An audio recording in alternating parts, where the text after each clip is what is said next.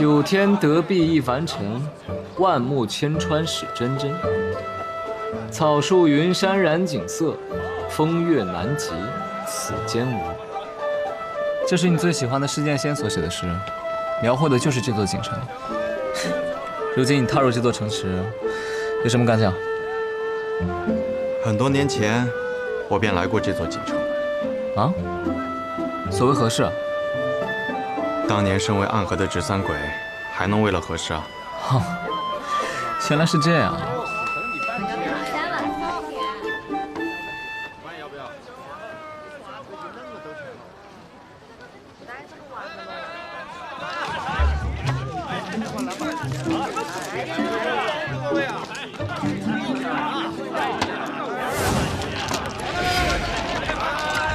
这是在干什么啊，孙木？你看得懂吗？怎么？4条。这叫麻雀牌，在锦城之中很是流行。喝茶打麻雀牌，或者搬条凳子，大家围在一起摆龙门阵，这便是锦城人的生活。龙门阵是一种很厉害的阵法吗？要是这么说，倒也没错，确实因为他们围在一起的架势，很像前朝薛将军围困达鲁时的架势。可这锦城内有唐门坐镇，外有望城山护，多年以来太平无事。这锦城人没事摆龙门阵做什么？只是说这个架势很像，实际上他们围在一起，也就聊聊最近发生的一些琐事。嗨，那不就是大家聚在一起吹牛吗？哼！嗨，宋沐雨，怎么今天一直是在我问问题，你在替我解答？咱俩这角色是不是忽然反了？那个在生活里一问三不知的人，不是你吗？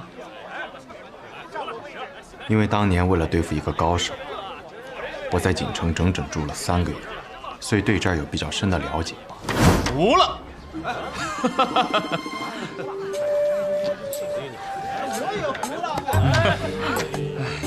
服了便是赢了。自然是赢了，128分，给钱给钱。你小子也就手气好，来再来，还玩呢？哪个嘞？打牌嘞，莫打话。穆馆主，花娃子，什么意思啊？他是不是在骂我？锦城话，问候你好的意思。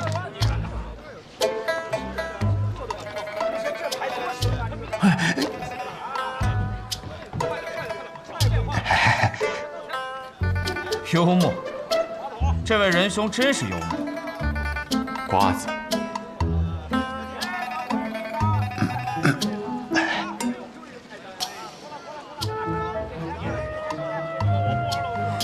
若不是你说的这么真诚，我还以为你在挑衅我。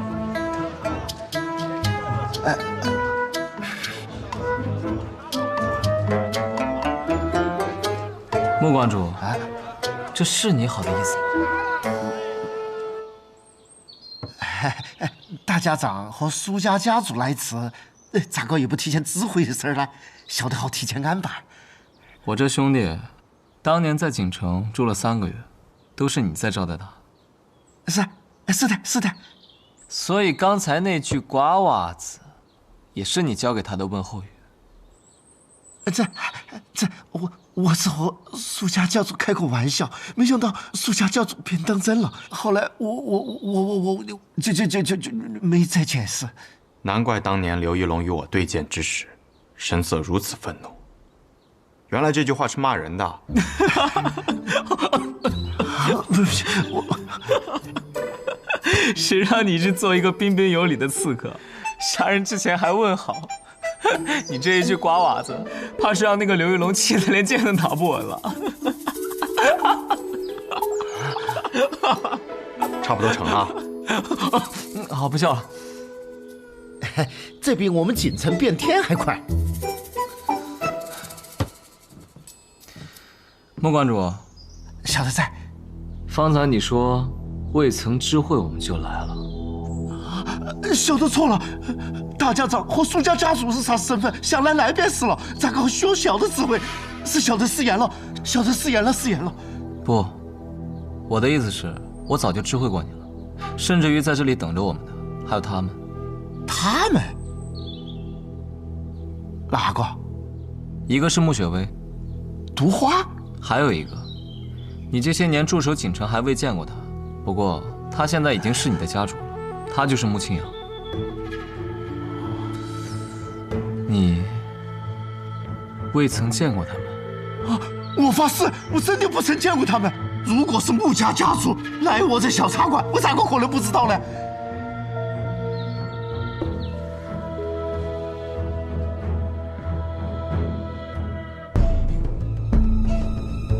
情况有些不妙啊。可以说是非常不妙。长河，雨墨人呢？进城前他还与我们在一起。雨墨已经先我们一步潜入了唐门。潜入唐门？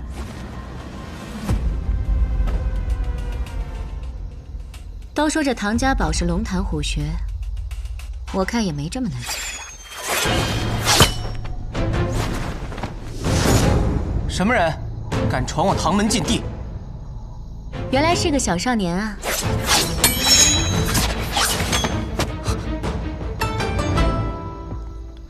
反应速度倒是挺快，别动，再动就别怪姐姐我对你不手下留情了。你究竟是何人？你这指尖刃不错，我看着倒是有几分眼熟。跟谁学的？你问这个做什么？你是要威胁我？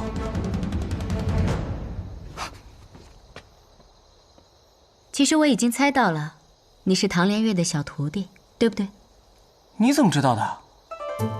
果然，有什么样的师傅，就带出什么样的徒弟。真是笨啊！我随便一试探，你就全说出来了。你骗我！你方才问了我一个问题，你问我是谁。现在我可以告诉你了，我是你未来的师娘。什么？你……嘘！你想把别人都喊过来啊？放心，我看着像坏人吗？真的是你师娘。可是，我师父那样的人真的会有喜欢的女子吗？但假设他有了喜欢的女子，肯定也不会告诉我们的吧？真是个可爱的小徒儿。告辞，慢走，慢走。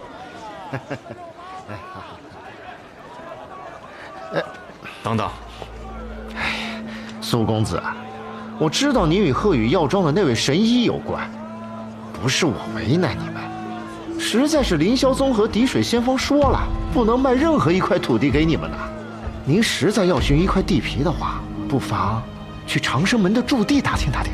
长生门，这长生门呐，并非南安城本地的势力，是从四怀城那边过来的。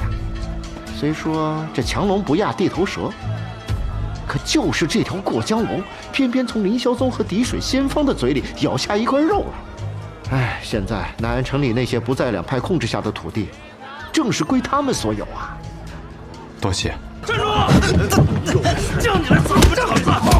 给我打！住手！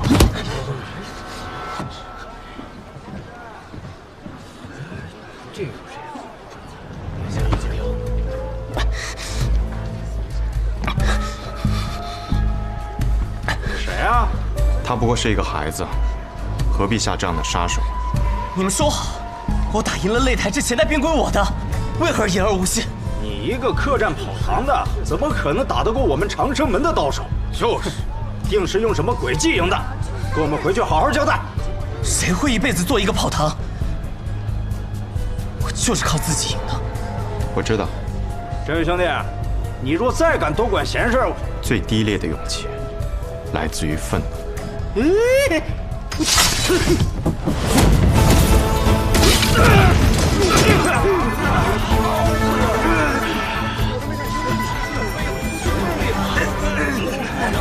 他不是在那站着呢吗？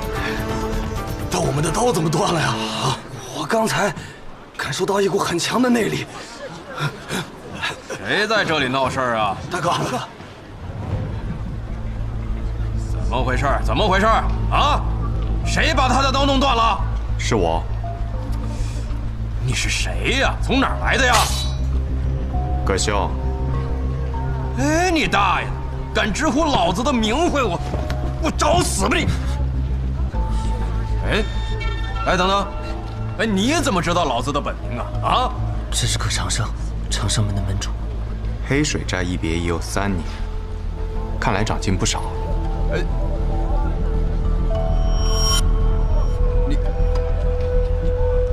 你是？那个，误会啊！既是误会，那为何他们还举着刀？啊？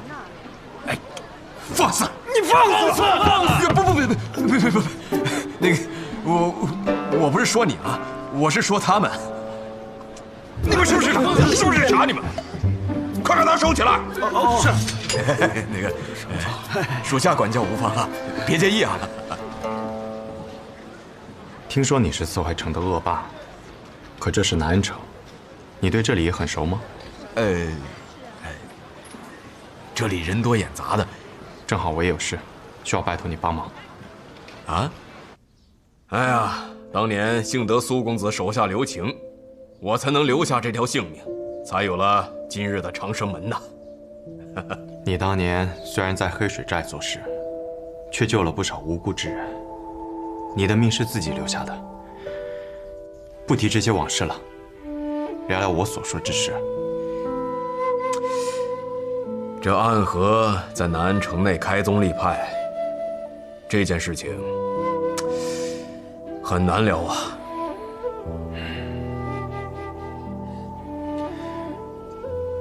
如今的南安城中，我们连一个愿意把地卖给我们的牙人都找不到。哎，不过，既然我正好在南安城办事，又正好在这儿遇见了苏公子，那么这件事情就包在我身上，我保证，明儿一早就将地契交送到药府。那便有劳了，多谢。哎，客气了。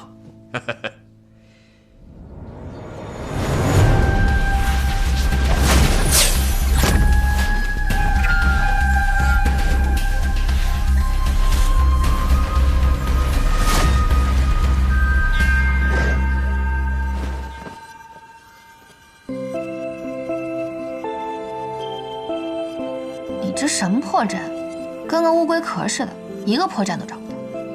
这可是我自创的阵法，连你的毒都能防住，一时半刻可发现不了破绽。不，我发现了破绽。哦，是吗？你先把你这乌龟壳收了，我就告诉你。什么破绽？我死了！我死了！我死了！我死了！我死了！你装什么装啊？我根本就没碰上你，早就防着我这一招。我就是想逗你笑笑。学妹，你说我这阵法配上你的毒，如何？如果那样的话，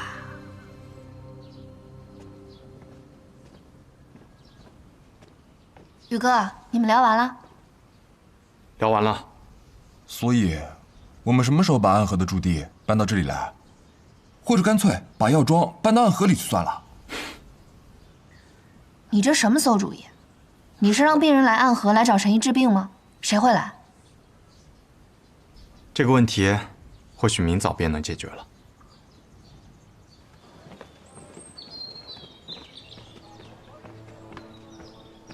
长生门的人还没到吗？是，这都中午了。你说那葛长生，他是不是食言不来了？再等等。公子，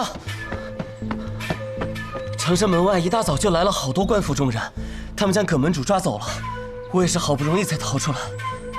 那些官府中人说葛门主杀了知州之子。什么？这可真是一波未平，一波又起。我知道你要去做什么。你可查到什么？葛长生，四怀城大名鼎鼎的破烂王，长生门门主。他这次和知州之子有一笔古董交易，但是这笔交易已经达成。这是昨晚发生的事。昨晚？葛长生昨晚只做了2件事。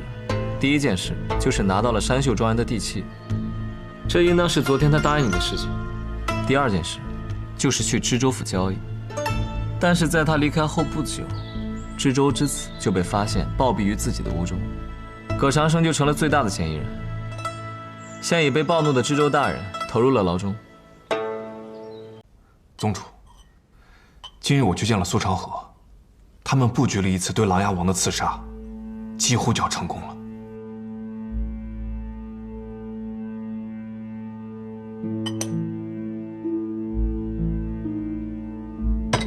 几乎就要成功了，那就是还没有成功。是，任务最后失败了。苏长河身受重伤，但同时，他与琅琊王也结下了死仇。他要求召集所有暗河精锐，入天启城。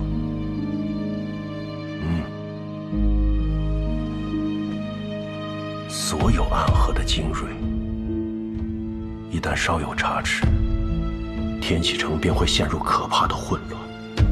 宗主，那您的意思是阻止苏长河？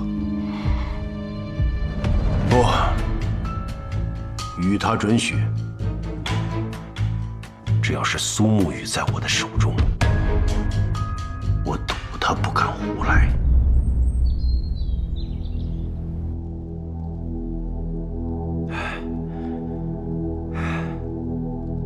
看来这醉梦国不仅会让人攻返京师，还会使人陷入一种莫名的昏沉状态。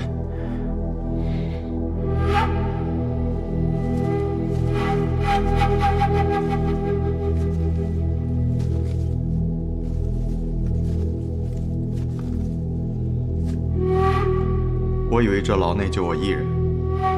你应该中了毒，无法运用内力吧？不然，你早就该察觉到我的存在了。是，我中了毒。你叫什么名字？晚辈苏沐雨。苏沐雨，倒是一个挺好听的名字。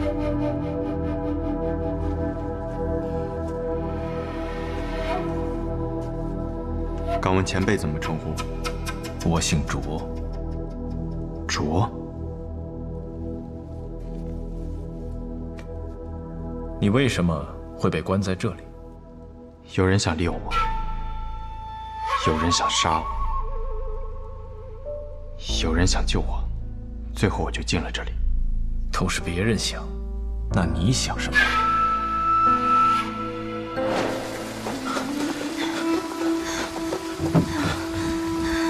远，活下去，等你长大后成为剑仙，重振我们无剑城。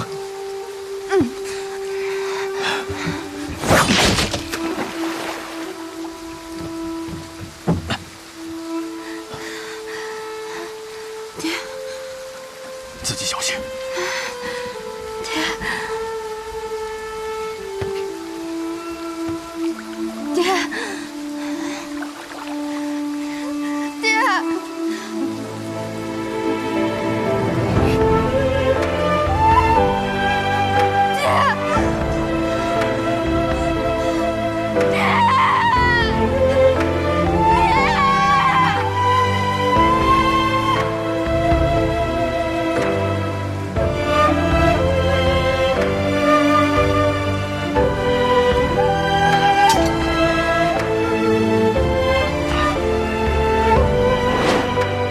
我想求一个答案。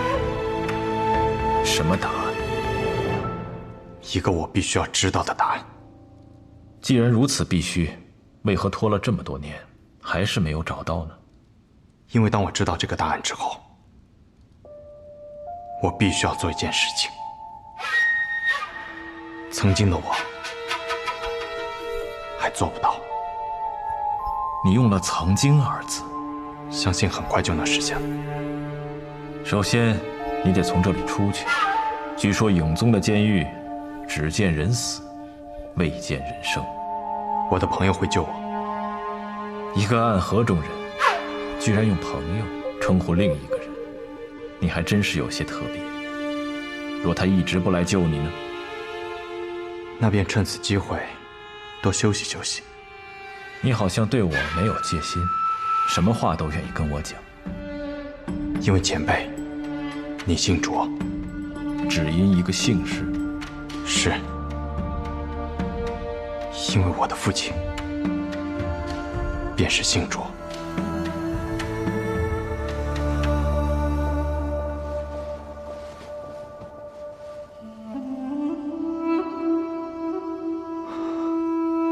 果然是你，阿爹。玉安，再次见到我，你好像并不惊讶。醉梦谷，如醉如梦。我早就想到了，可即便这一切都是幻觉，我还是忍不住想和阿爹多说两句。孩子，这些年你辛苦了。阿爹，我会找到当年无间城灭城的幕后黑手，也会重拾属于我们无间城的荣誉。这些年你过得好吗？一个人走到今日，应当很不容易吧？也不全是一个人。这些年，有我的朋友陪伴着我。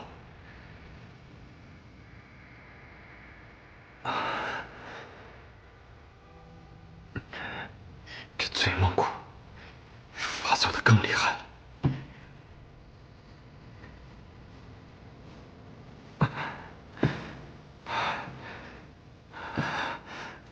玉安，爹爹一直坚信，你可以让无间城重现于江湖。但比起这些，听到你这些年身边仍有朋友相伴，倒更能让我心安。阿爹，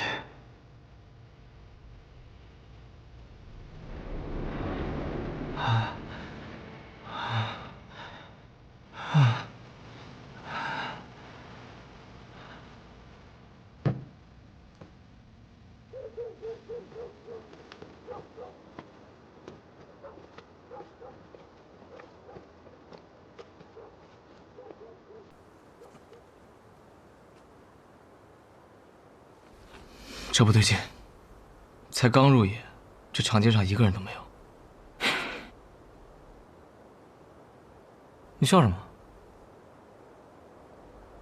今日是除夕，大街上自然无人，就连平日里最勤奋的商贩，此刻也都回家了。这有什么好奇怪的？今天是除夕啊！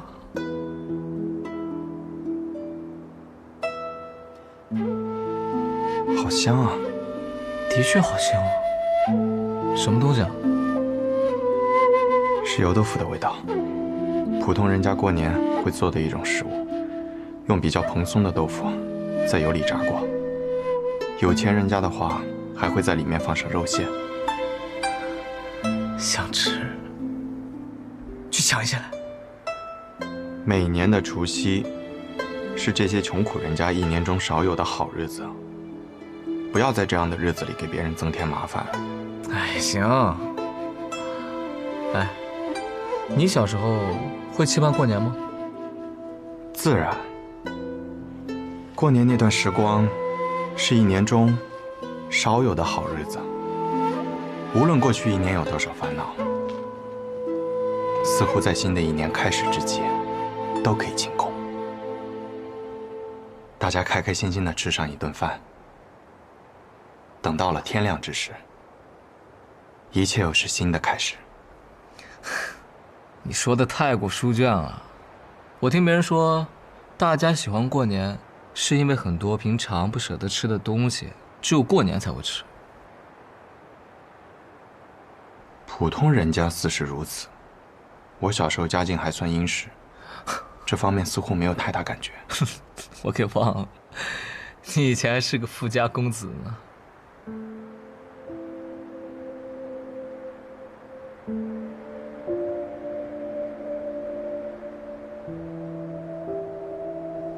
你从未过过年吗？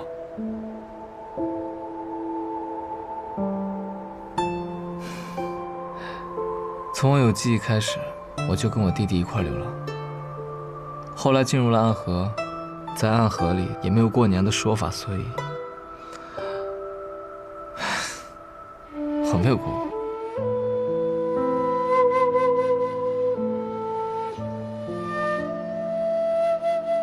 可惜今日应该没有酒馆会营业了，不然请你喝上一杯。真是。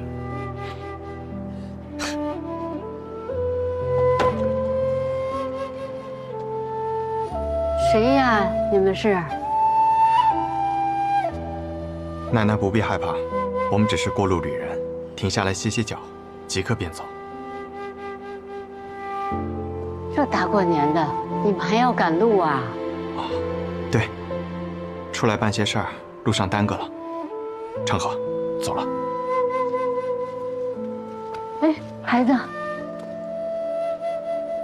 除夕的日子里，只有大城的客栈才开着门，最近的大城，你们还要走4、5个时辰，不如来我家吃个年夜饭吧。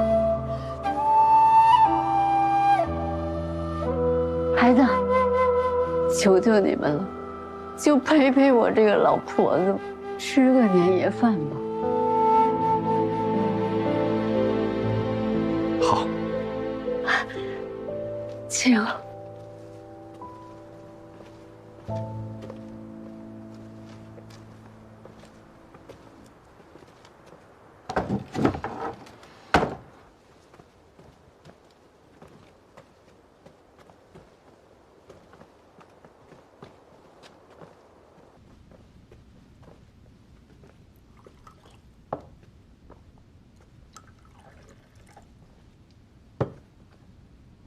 喝茶吧。哎，你们先坐下来，我去给你们弄饭吃啊。坐吧，别客气。不怕有诈？我不怕，你怕了？怎么可能？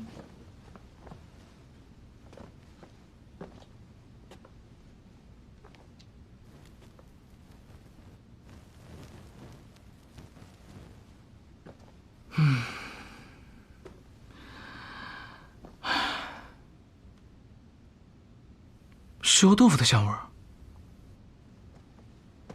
开饭啦！这样的日子应该坐下来吃碗热腾腾的饭。你们还要赶路吗？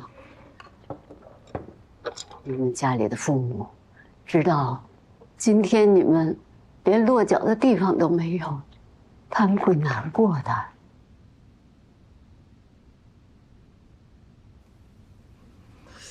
这油豆腐好香啊，我感觉我能吃一大碗白米饭。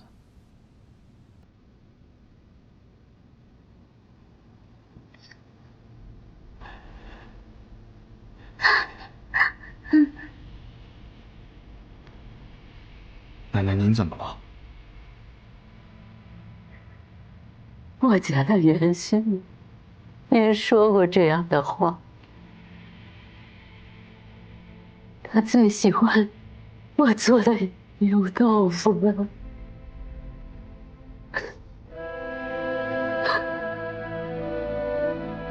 抱歉。无妨。您说是打完了仗就回来过年了，我方才听到门外有响声，以为是他的同伴给我带来的消息有问题，我以为他回来了，却没想见到了你们。我知道是他派来你们跟我一起过年的。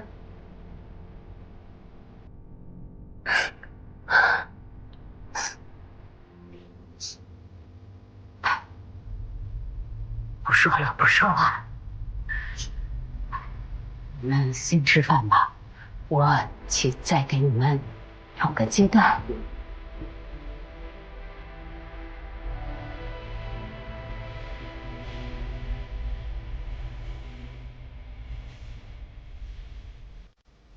唉，快坐下吧。这是奶奶的一片心意，快尝尝。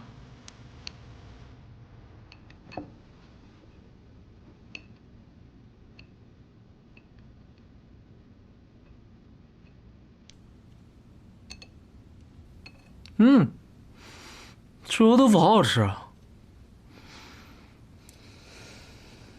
不过跟你说的不一样，这家老奶奶虽然家里穷，但是这里面也加了肉。这本来是给他孩子准备的，虽然别人告诉他，他的孩子已经死了，但他仍抱有一丝希望。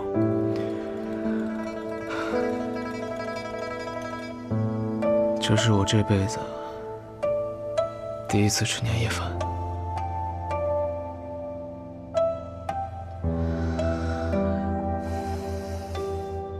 奶奶，快来一起吃吧。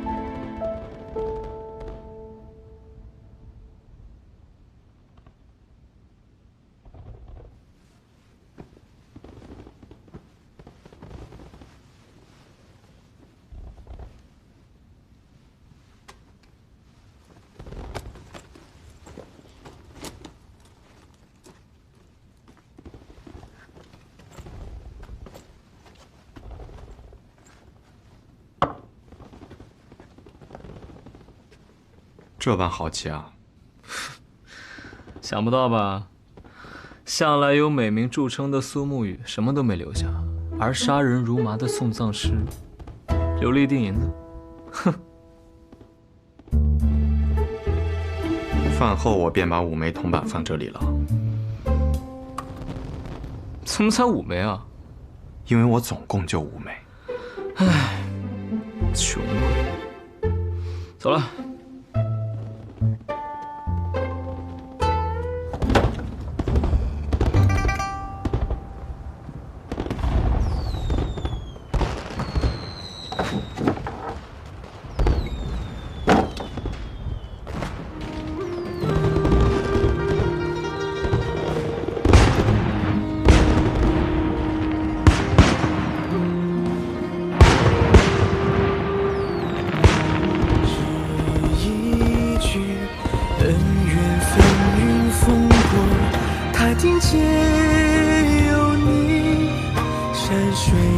苏沐雨，除夕快乐！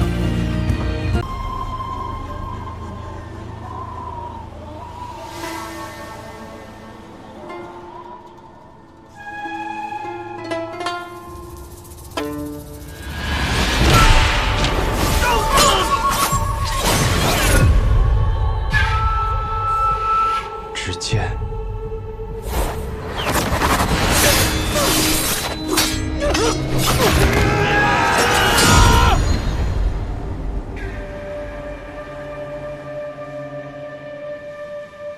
是为了什么？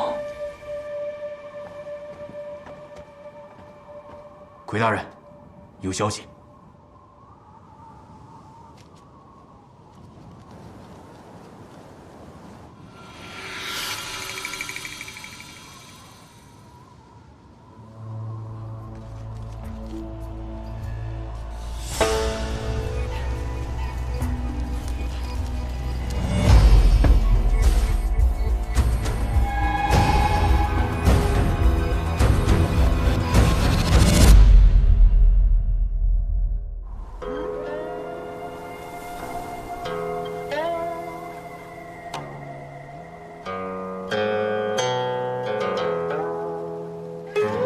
白雪却嫌春色晚，故穿庭树作飞花。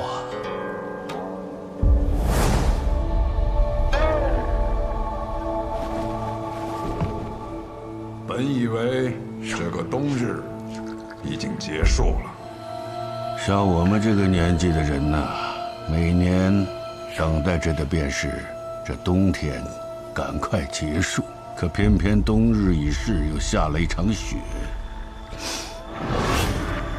暗河，天下第一的刺客组织，在朝能杀高官贵胄，在野可灭江湖大派。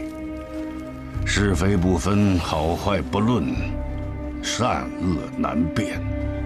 你执掌这样一个组织30年，应该很累了吧？我已经是个老人了，若不是因为一些执念，我会觉得我身上的血已经冷了。30年前，你我大战一场，不分胜负。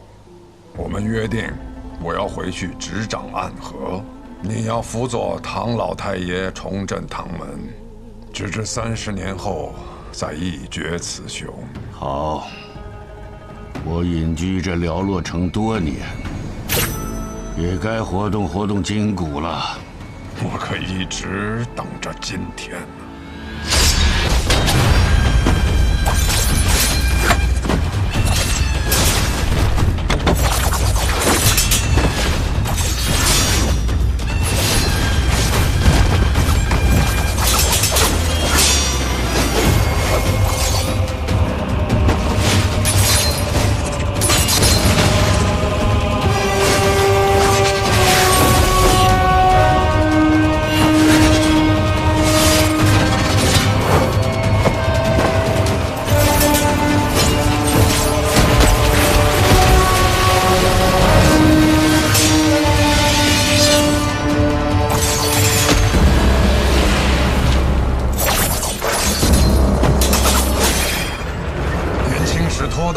徒手接过铁眉暗器，差点被毒死，我可不会再上当了。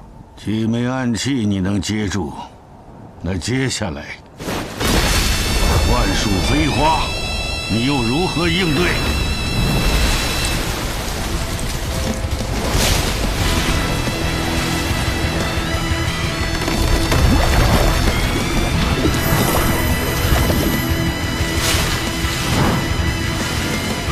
一招万树飞花，许久没有如此尽兴的一战。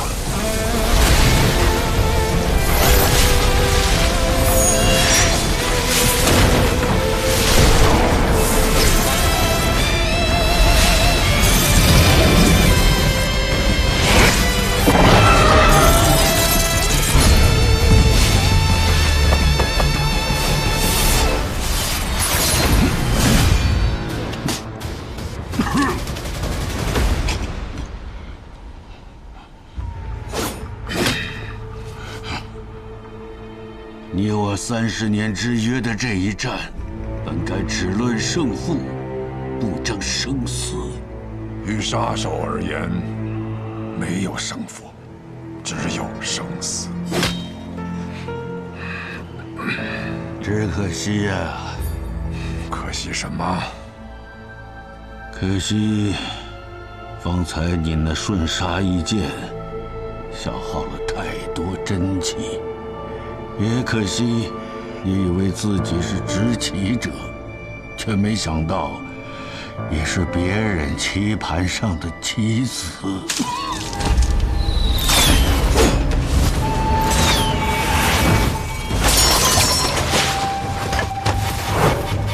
罗玉，不是跟你说过这是我自己的事，不用你插手吗？有人想趁你和唐二老爷决战之时，对你不利。一石二鸟。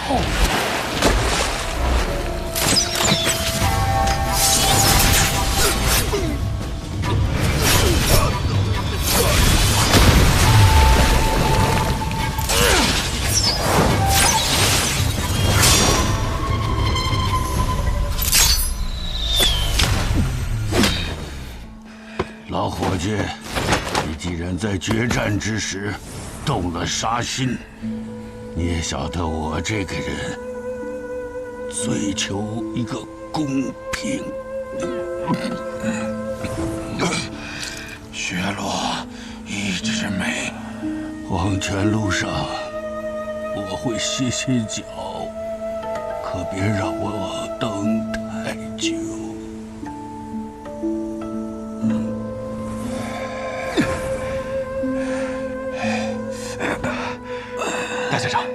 们立刻回安河，找我们家最好的药师帮你疗伤。不能回安河。苏、穆、谢，你说他们3家等我受伤这个消息，等了多久了？刚才那些暗算我的人，根本就是他们的人。可去钱塘城，我在那里有一个故人，是药王辛百草的小师叔。找到他，他叫白鹤怀。明德11年初春，距离上一次引发江湖浩劫的魔教东征已经过去了3年。如今的江湖平和安宁，少有争斗，而暗河藏身于黑暗之中的最强宗门，由苏、谢、穆3姓组成的刺客组织，却在此时因为3家之首大家长的中毒而即将迎来巨变。这江湖甚至于朝堂之上的短暂平静，也将因此而被打破。穆明策已经重伤，看来我们需要选出新任的大家长了。他本来就已年老，而且越来越不受我们的掌控。那便传信给3家，若大家长身死，谁若能率先夺得绵龙剑，回到提魂殿复命，谁便是新任的大家长。这是要让暗河大乱呢，于大乱之中，才能诞生新的暗河之主。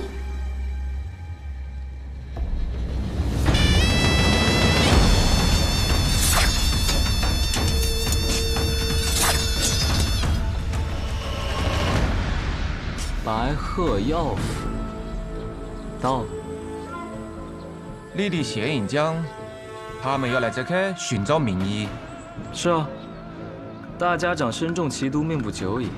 而此处就住着药王的隐居的小师叔。我们苏家老爷子说，希望这个小师叔可以不要出现，或者说从未存在过。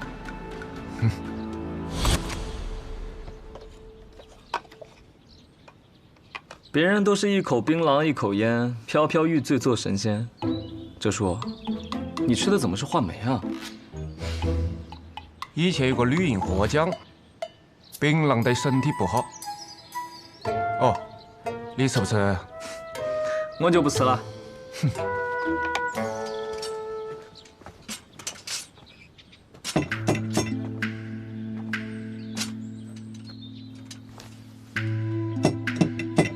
你什么时候变得这么有礼貌了？学苏沐雨啊，杀手临门，有礼有貌。可是这位神医似乎不太给面子啊。许是这位药王师叔年纪太大，耳朵背了，你要考得再响一点。哲叔，你这是敲门吗？我看你是要杀人啊！我们不就是来杀人的吗？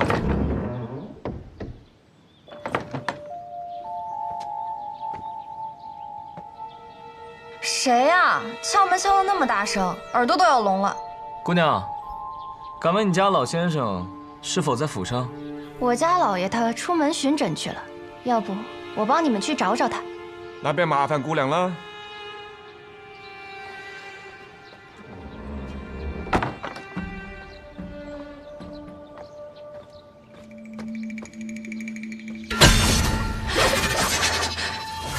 你干什么？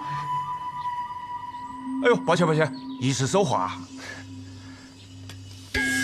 来，这个啊是祥宁膏，姑娘呢擦到脸上，不出半个时辰，你那个红痕就会白复如初。有毛病。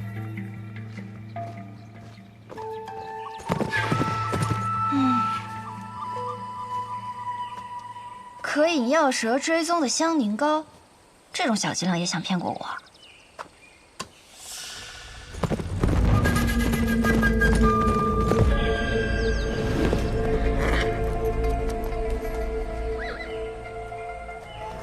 这位姑娘，你是医者？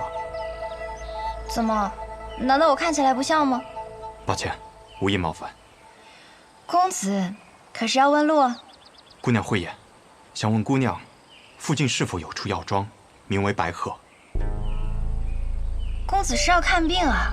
我医术不错，我来看便是啊。家中有人得了重病，点名要找白鹤药庄中的神医，多谢姑娘好意。那你怎知道我不是白鹤药庄中来的呢？莫非姑娘是？那自然是。烦请姑娘速速带我去见你师父。我师父，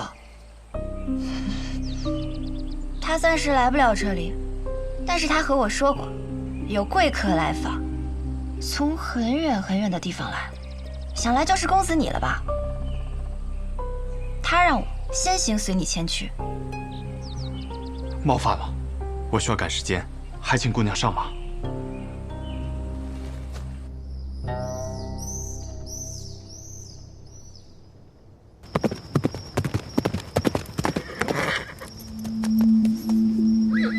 我们到了。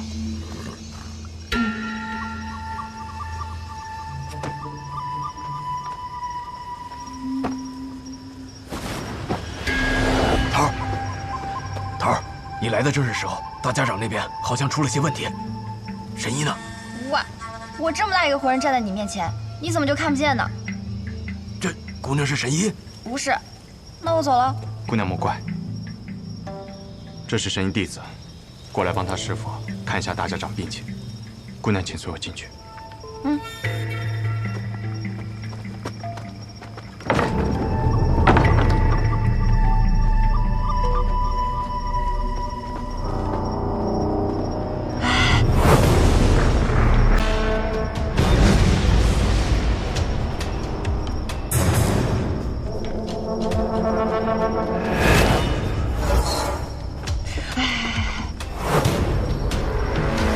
我觉得这里面有鬼哎！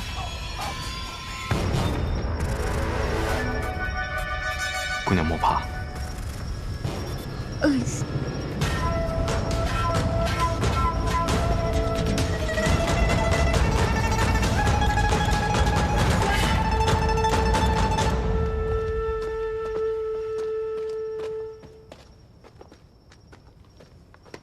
大家长。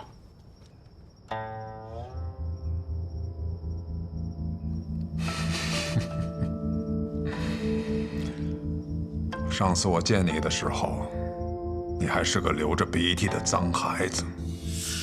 我上一次见大家长时，大家长还是一个随时会准备拔刀的杀神呢。现在也随时准备着拔刀，不过头发白了而已。这手还是血红色的。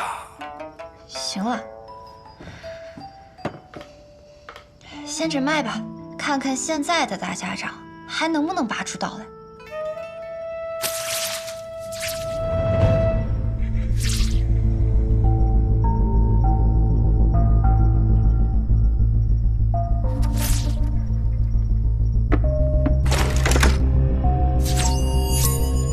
收起你的杀气，你若是不小心吓到了我手这么微微抖一下，你们的大家长啊可就死定了。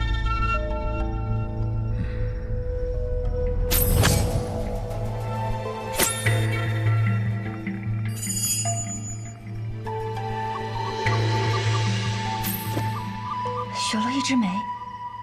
没错。你怎么做到还活着的？我的魁替我挡住了那一枝梅，我只种了半朵梅花，还能勉强撑着。这可是唐门唐二老爷的独门奇毒，号称唐门第一，天下第二，仅次于温家家主所创的镜花月。据说除了唐二老爷本人，无人能见。唐二老爷人呢？被我杀了。暗河大家长也亲自接杀人的任务。敢问姑娘，是否能医？我们药王谷的名言便是，只要没死，便可以医。只是，姑娘有何需求，但说无妨。就等你这句话了。医当然可以医啊，只要只要银子管够。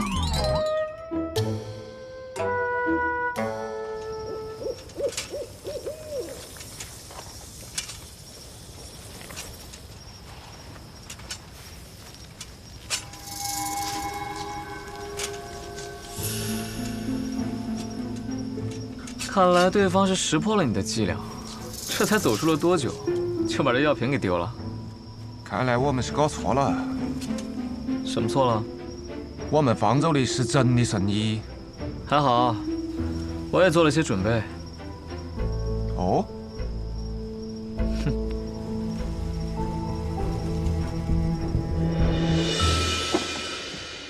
行了，你帮我找个住的地方吧。 这来来回回的太麻烦了，不让你师傅再来看看了？我师傅，他早就入土为安了。你们怎么老想着要他从地底下爬出来啊？什么？药王的小师叔已经死了？沐玉，你错了，你眼前这位就是药王新百草的小师叔，药王谷一脉祖师，李宇珍的关门弟子白鹤怀。 医者白鹤怀，见过暗河大家长。见过暗河的魁大人。魁大人，我肚子饿了。神医见谅，行走在外，哪有什么珍馐佳肴，只有这个了。无妨，有的吃就不错，总比在药王谷受师兄煮的药膳香。 你是不是很好奇，我是如何看出来你的身份的？既然神医与大家长是旧识，想必也听说过我们。小时候啊，师傅为了哄我好好学医，便给我讲故事。他的故事里呢，经常出现一个叫做暗河的组织，由苏、谢、穆三姓家族组成。他们的统帅者便称作大家长，大家长座下有直属刺客团诸营。 其中最强的12人，以地支12校为代号，而他们的统帅者便是魁。今日我见到的这些人，他们以生肖为面，唯你戴血红恶鬼面具，随侍大家长左右。你不是魁，还能是谁？神医对我们的了解，比我想象中更深。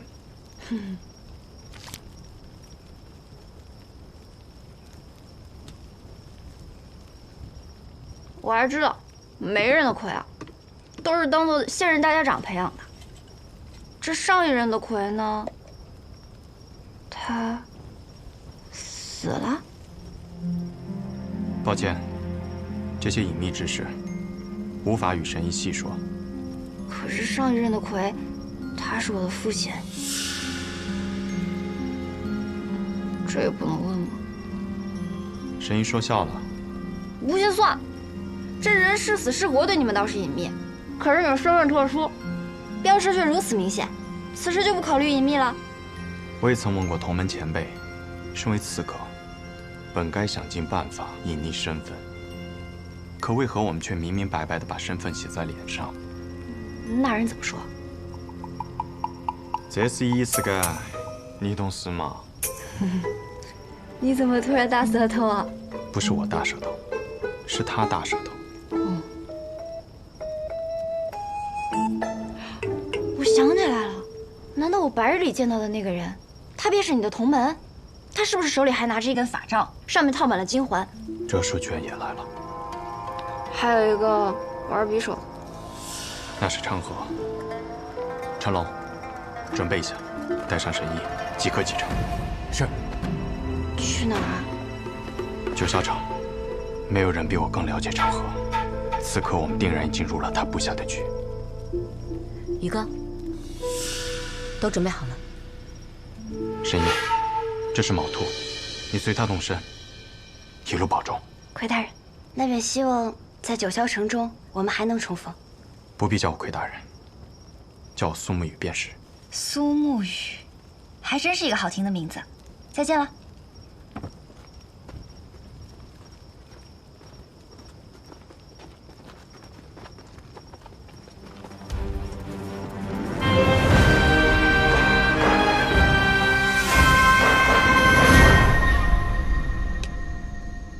你讲的准备就是在这开等啊？谢家的刀，穆家的鬼，每一个都蠢蠢欲动，而我就不一样了，我很懒的，不如就跟在那些勤快的人后头，虽然会慢上几步，但永远不会迟到。你透露了点消息给他们，他们两家都陪你来这去了。哼，真是个狡诈的小子。老爷子派出你，是铁了心要上位啊。唉，最聪明的我和最强的你，这是我曾经暗河第一高手，上一任魁大人。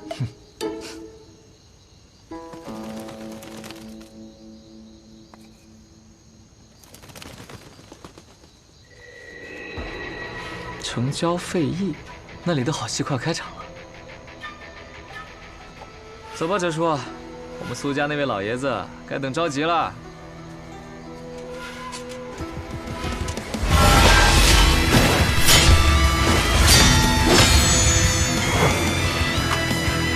不愧是大名鼎鼎的十三鬼，此线为界，还请二位不要逾越。谢家的紫靴鬼和刀阎罗不应该出现在这里。没劲，倒是被你一下子看穿了身份。不过我们家主听闻大家长受了重伤，心中十分焦急，想着赶快将大家长接回总堂来疗伤。大家长无碍。大家长是否无碍，还请容许千机与大家长见一面，再予以确认。不然我就这么回去了，不好交差啊。你不好交差，与我有何关系？你不想让我们与大家长相见，是否是自己意图不轨，不想让我们及时救治？是个不错的理由，但这个理由想要成立，只有一种可能：杀了你。没错。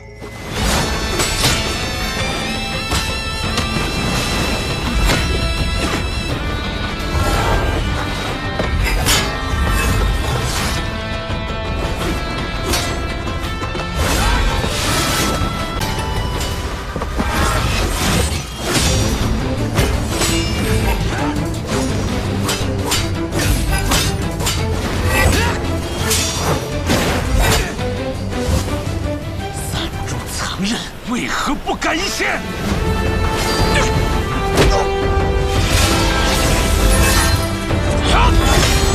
谢家的风武一之刀，不错。死！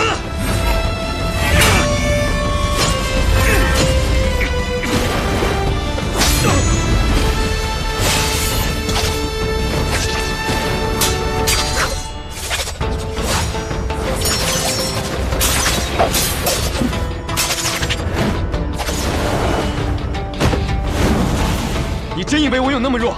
寸刀劲，用得好。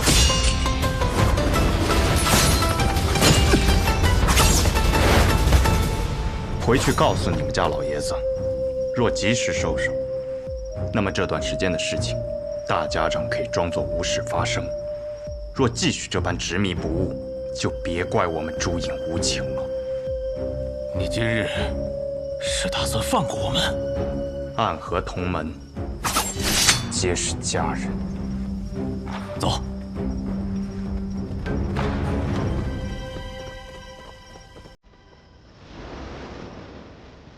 你来了。你好像看到我不是很高兴啊，我的魁大人。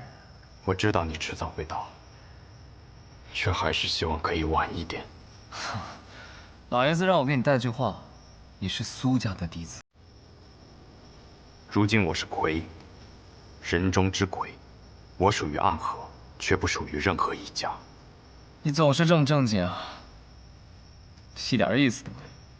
当无名者的时候，每天起早贪黑的练剑，做一个勤勤恳恳的无名者；做刺客的时候，每一个任务完成的妥妥当当，一丝不苟。现在做了魁，还是这么兢兢业业。你的大家长都快死了，你还要强迫着给他陪葬？大家长无碍，这样的传言不该由你说起。他若无碍，又怎么会来找那什么新百草的小师叔？你杀了他，把绵龙剑拿来，你可以拿到你最想要得到的自由。是啊，离开苏家，离开爱河，去你想去的地方，做你想做的事。你知道的，爱河从未有过这样的先例，而我们那位老爷子愿意为你铺路。若我拒绝呢？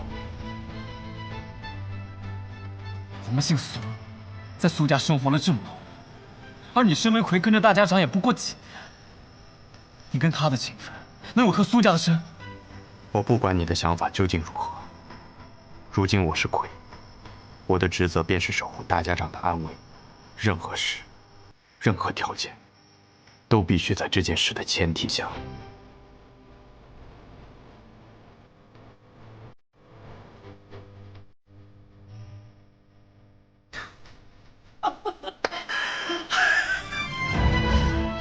没错，就是这样。图安的话我已经回给了老爷子，我就知道你一定会这么说。然后呢？然后老爷子说，既然如此，那就杀了吧。